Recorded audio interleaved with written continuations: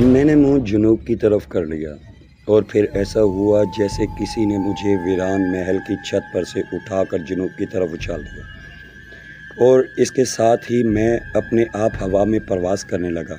میں زمین سے کافی بلندی پر چلا گیا اور پھر سیدھا ہو گیا۔ مجھے کوئی طاقت اس طرح اڑا رہی تھی کہ نہ میں اپنی مرضی سے اوپر جا سکتا تھا نہ مرضی سے نیچے آ سکتا تھا۔ جس نپی تلی رفتار سے اڑ رہا تھا میں اسی طرح اڑتا رہا، جیسے کسی نے مجھے ایک خاص رفتار اور ایک خاص سمت کو پابند کر دیا تھا۔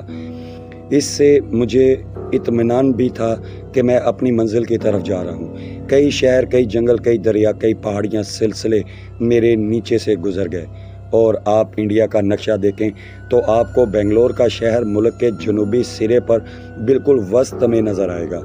اس کے مغرب کی جانب میسور کا شہر ہے اور مشرق کی طرف مدارس کا مشہور ساحلی شہر ہے۔ دہلی سے آدمی ٹرین کا سفر کرے تو اسے بنگلور پہنچتے کم از کم 3 دن لگ جاتے ہیں، مگر میں ہوا میں پرواز کرتے ہوئے سفر کر رہا تھا، اور میری رفتار اگرچہ زیادہ نہیں تھی لیکن ایک ہوائی جہاز کی رفتار سے کچھ زیادہ ضرور تھی۔ چنانچہ میرا خیال ہے کہ میں 1-1.5 گھنٹے میں بنگلور پہنچ گیا۔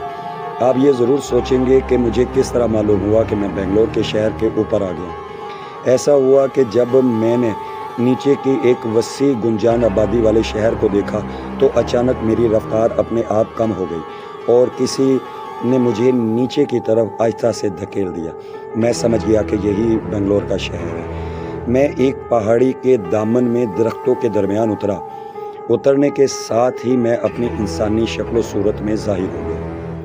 درگا نے جو کہا تھا سچ ثابت ہو رہا تھا۔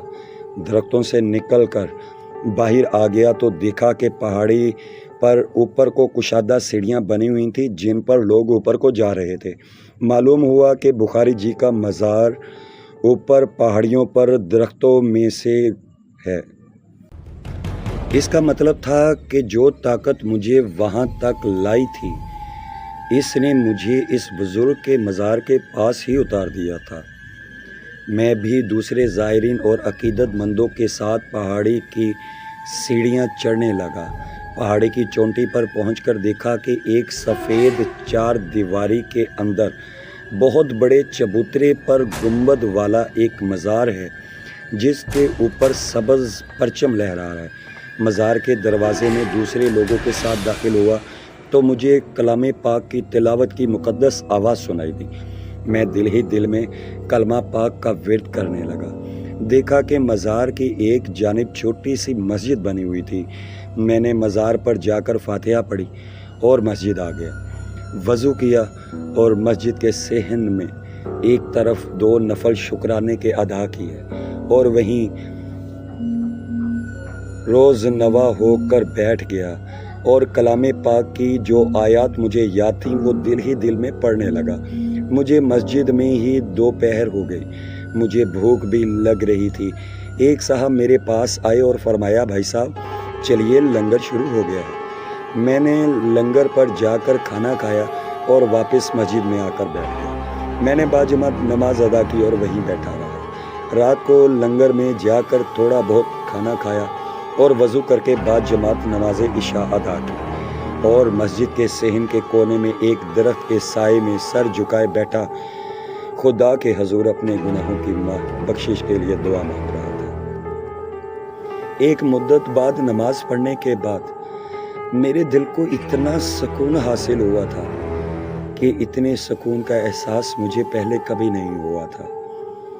آدھی رات تک میں مسجد کے صحن میں بیٹھا خدا کو یاد کرتا رہا۔ آدھی رات سے زیادہ گزر چکی تھی کہ کسی نے پیچھے سے آ کر میرے کندھے پر اپنا ہاتھ رکھا۔ میں نے پلٹ کر دیکھا۔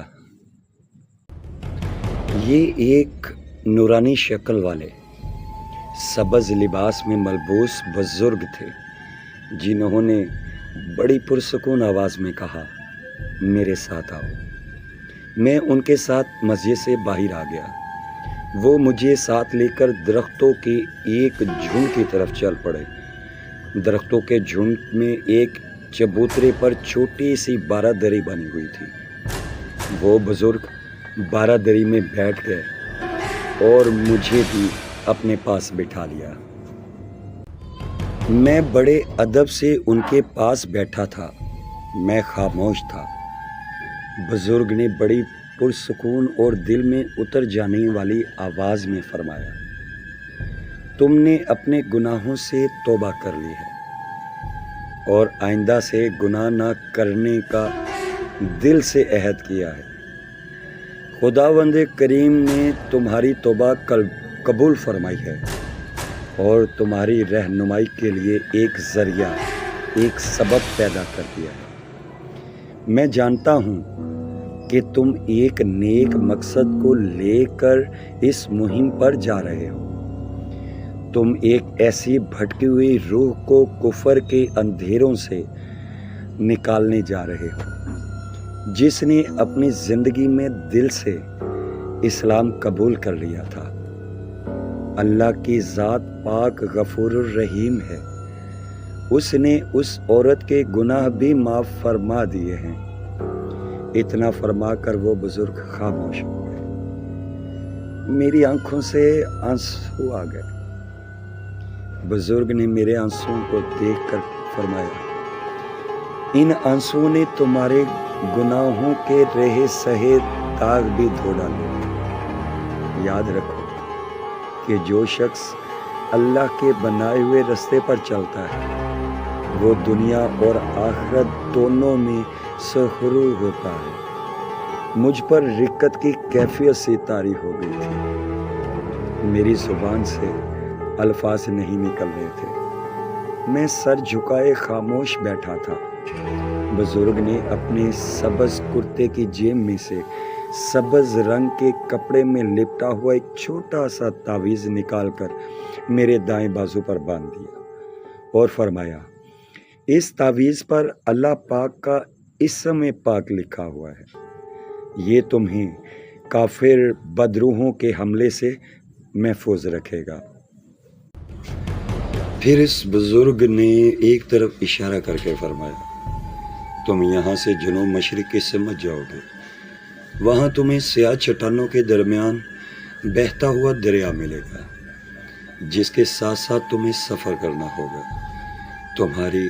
خدا تمہاری حفاظت فرمائے۔ بزرگ آہستہ سے اٹھے اور مسجد کی طرف چل پڑے۔ میں بارہ دری میں بیٹھا انہیں جاتے دیکھنے لگا۔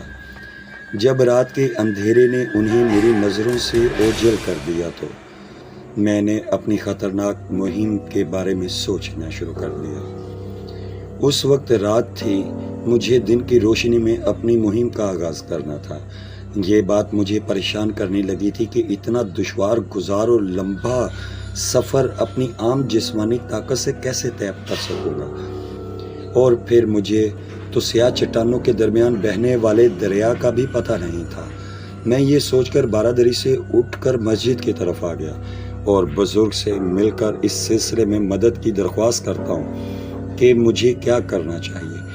میں نے مسجد کے اندر اور باہر اور مزار کے آس پاس ہر جگہ ان بزرگوں کو تلاش کرنے لگا، مگر وہ مجھے کہیں نظر نہ آئے۔ میں مسجد کے باہر ایک درخت کے پاس پتھر کے چھوٹے سے چبوترے پر بیٹھ گیا۔ آخر میں نے یہی فیصلہ کیا کہ دن نکلتے ہی مجھے جنوب مشرق کی جانب اللہ کا نام لے کر چل پڑنا چاہیے، جو ہوگا دیکھا جائے گا۔ وہیں بیٹھے بیٹھے دن نکل آیا۔ میں نے مسجد کے غسل خانے میں غسل کیا، لنگر پر کھانا کھایا اور اللہ کا نام لے کر مزار شریف کی پہاڑی سے اتر کر جنوب مشرق کی سمت چل پڑا۔ میں پہاڑی علاقے میں سے گزر رہا تھا۔ زمین اونچی نیچی تھی، پہاڑی ٹیلے دور دور تک تھے، کہیں درختوں کے جھنڈ شروع ہو جاتے تو کہیں خالی پتھریلی زمین آ جاتی۔ مجھے یہ بھی خیال آ رہا تھا کہ میں چل تو پڑا ہوں، لیکن آگے جا کر بھوک پیاس لگے گی تو میں کیا کروں گا، کیونکہ مجھے دور دور تک پانی کا نام و نشان نظر نہیں آ رہا تھا۔ پھر سوچا کہ اس علاقے میں ناریل کے درخت عام ہوتے ہیں، کہیں سے گرا پڑا ناریل توڑ کر اس کا پانی سے پیاس بجھا لوں گا اور اس کی گری کھا کر بھوک مٹا لوں گا۔ گری کا لفظ میں نے خاص طور پر استعمال کیا ہے۔ پنجابی میں ہم ناریل کے گودے کو گری کہتے ہیں۔ گودے اور کھوپے کا لفظ مجھے پسند نہیں۔ میں ایسی جگہ پر چل رہا تھا جہاں زمین کی چڑھائی تھی۔ میں آہستہ آہستہ جا رہا تھا اور سوچ رہا تھا کہ میں جس مہم پر جا رہا ہوں اس میں قدم قدم پر میری جان کو خطرہ ہے۔ میں جس زمانے میں اپنے بمبئی والے دوست جمشید کے ساتھ جنگلوں میں شکار کھیلے جایا کرتا تھا تو مجھے اپنے اندر ایک ایڈونچر، ایک خوشی محسوس ہوا کرتی تھی، مگر یہ کوئی مرغابیوں اور جنگلی جانوروں کے شکار کی ایڈونچرس مہم نہیں تھی۔ میں ایک ایسی عورت کو بدروحوں اور چڑیلوں سے بھی زیادہ خطرناک اور دہشت ناک آسیب کی قید سے چھڑانے جا رہا تھا جو خود ایک بدروح تھی۔ یہ کام الف لیلا کی طلسماتی کہانیوں کا کوئی حاتم طائی ہی کر سکتا تھا، لیکن یہ مجھے کرنا پڑ گیا تھا۔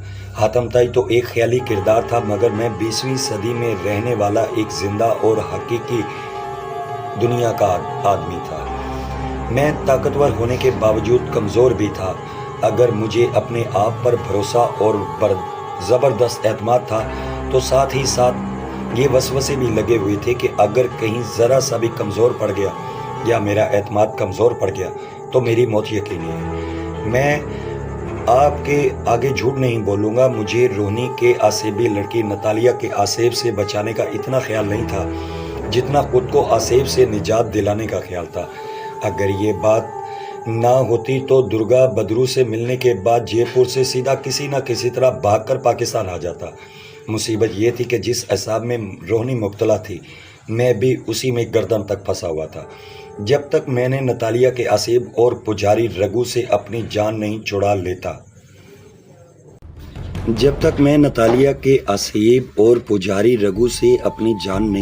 لیتا میرے لیے بھاگنے کا کوئی راستہ نہیں تھا۔ پتھریلے میدان کی چڑھائی ختم ہوئی تو میں نے دیکھا کہ دوسری جانب نشیب میں دور تک چھوٹے چھوٹے ٹیلے اور ساتھ ساتھ کھڑی اوپر کو اٹھی ہوئی نوک دار چٹانیں ہی چٹانیں پھیلی ہوئی تھی۔ یہی وہ آسیبی وادی تھی جس کے بارے میں درگا کی بدرو نے مجھے بتایا تھا کہ ان چٹانوں اور ٹیلوں کے درمیان ایک طوفانی دریا بہتا ہے جس کے ساتھ ساتھ مجھے پہاڑی تک سفر کرنا ہوگا، جس کے تاریک غار میں یہ دریا خوفناک گڑگڑاہٹ کے ساتھ داخل ہو جاتا ہے۔ میں نشیب سے اترنے لگا اور کچھ دور جانے کے بعد نشیب و فراز والی زمین کے جنگل کی جھاڑیاں، سرکنڈے اور اکاڑ کے درخت شروع ہو گئے تھے۔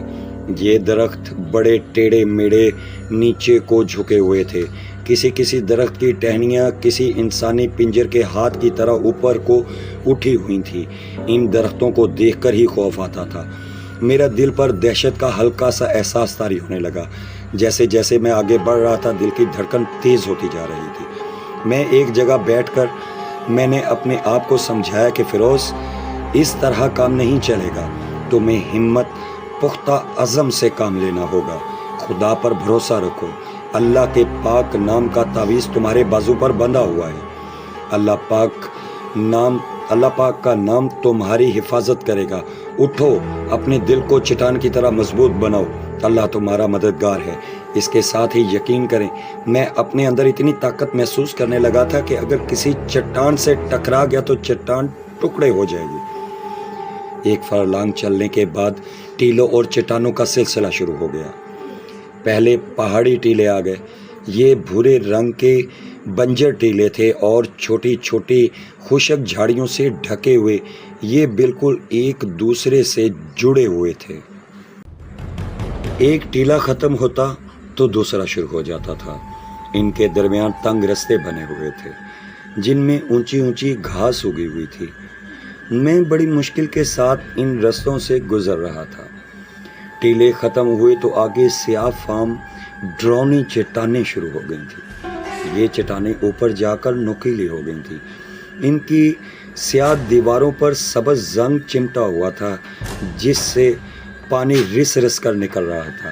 ان چٹانوں کے درمیان بھی تاریک اور تنگ گلیاں ہی بنی ہوئی تھی، یہاں دن کی روشنی نہ ہونے کے برابر تھی۔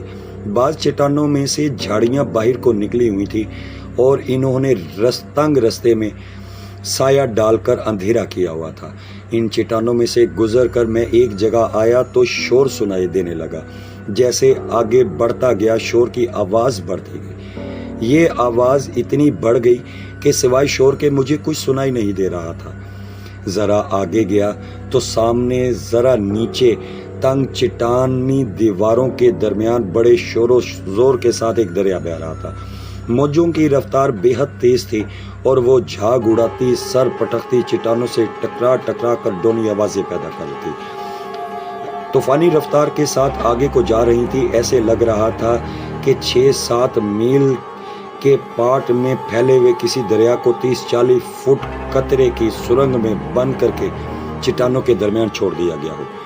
اس طوفان خیز ڈونے دریا کو دیکھتے ہی ڈر کر پیچھے ہٹ گیا اور چٹانوں کے ساتھ لگ کر بیٹھ گیا۔ یہ سوچ کر ہی میرے دل میں ہول اٹھنے لگے تھے کہ مجھے اس دریا کے ساتھ آگے چلنا ہوگا اور پھر اس کے ساتھ کسی پہاڑی غار میں بھی داخل ہونا ہوگا۔ لیکن ہاں تک نہیں ہو سکتا تھا۔ میں نے اپنے آپ سے کہا، فیروز جتنا ڈرنا ہے یہاں بیٹھ کر ہی ڈر لو، کیونکہ تجھے ہر حالت میں اس دریا کے ساتھ سفر کرنا ہوگا۔ میں کچھ ڈر کر بیٹھا ہوا تھا اور دریا کے شور کی ڈرونی آواز سنتا رہا۔